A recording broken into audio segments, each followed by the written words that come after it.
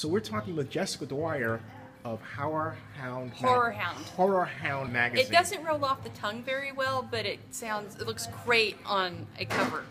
And you have a terrific set of stories about what you've covered, but tell my viewers about your publication first of all, and then what you saw at Comic-Con that most impressed you so far. HorrorHound has been around for about 6 years now. We're on issue almost 50, and I have been with them since issue 2. Since I've been writing for them, I've gotten to interview Sir Anthony Hopkins, Benicio del Toro, for The Wolfman.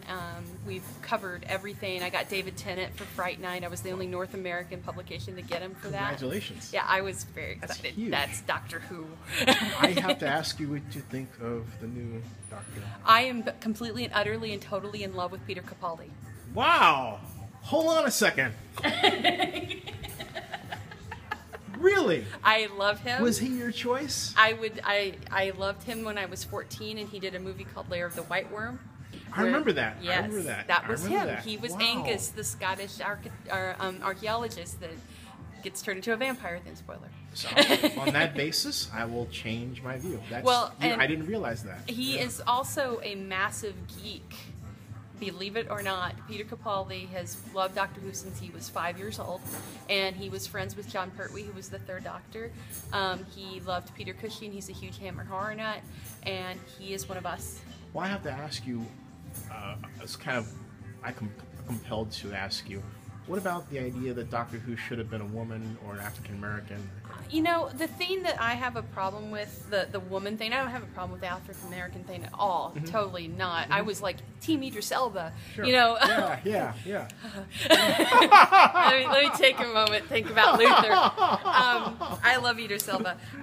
But the thing I kind of surprise people when I say I don't want them to make the Doctor a woman. And the reason for that is there are so few male role models that are so good for kids out there right now, like they fight for what's right, they use their brain, there's so few of them.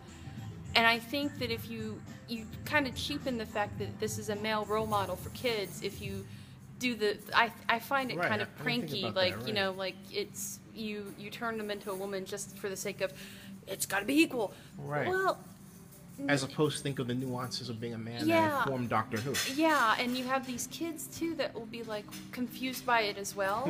And I think it's good for these young boys to look up to the Doctor, and girls too. Sure, yeah.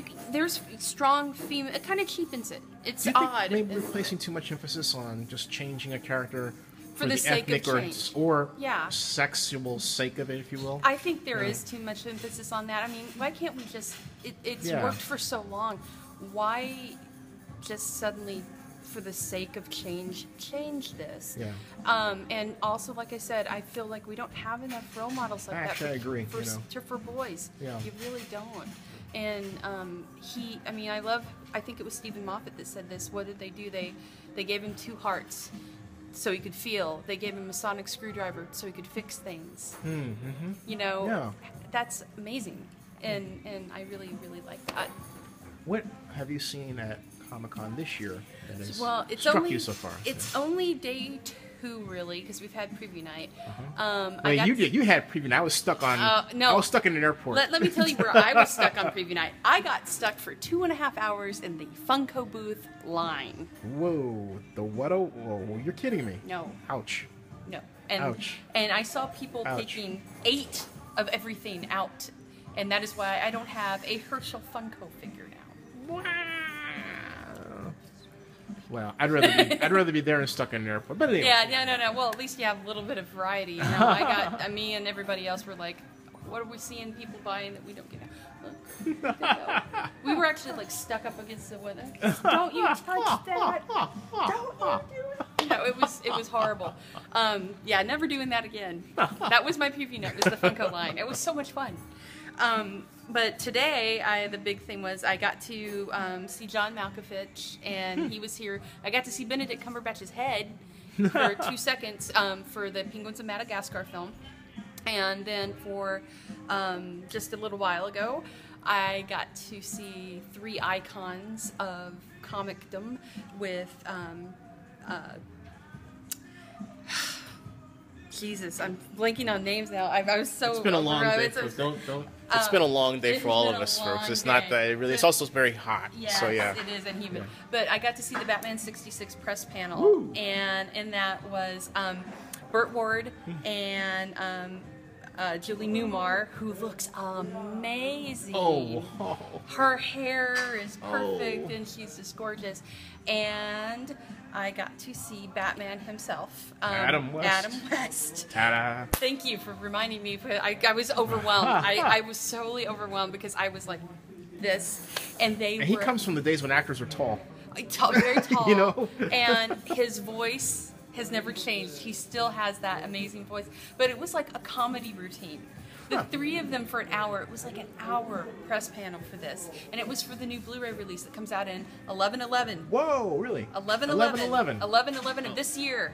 11/11/11. The entire... Wow. 11/11/14. Right. The entire Blu-ray release, entire series of Batman 1966 in beautiful color. Just gorgeous. Wow. They've updated it, high definition, that whole bit. There's going to be like 30 some odd, God knows how many hours of extras.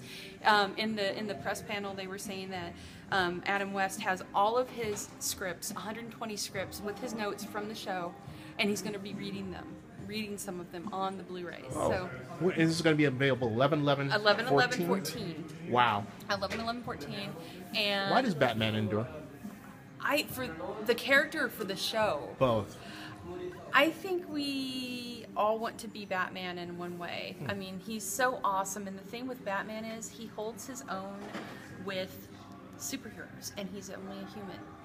And I think that's kind of the thing with Batman is he's the most badass of them all, and he's one of us.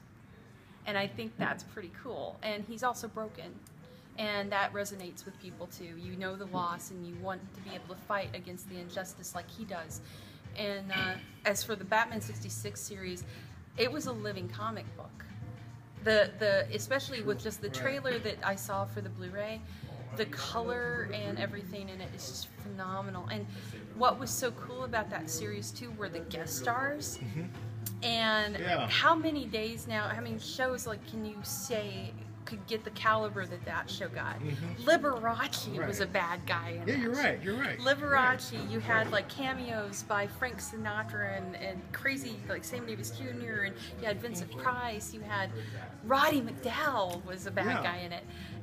And it was cool in the panel because they were talking about the fact that they had celebrities. Frank Sinatra wanted to be the Joker on the Batman series. For real. And then on top of that, you had Bruce Lee as the Green Hornet, and Kato did that. Right.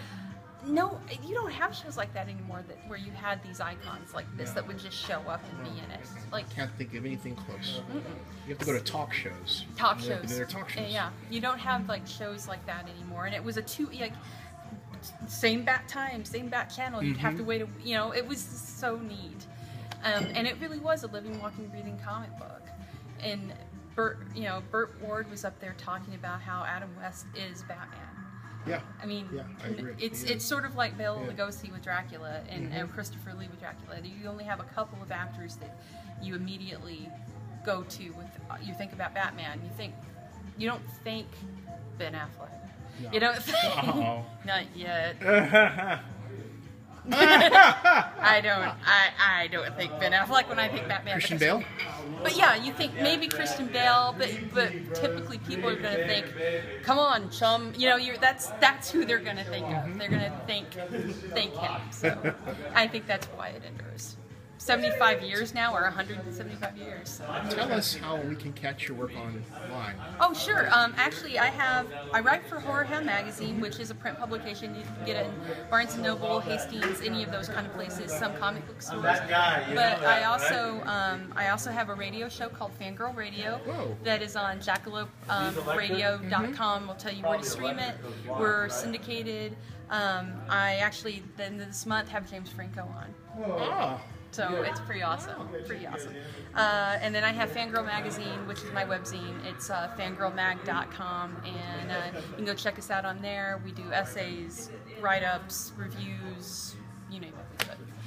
Thanks a lot. Thank you. Fun conversation. Thank you.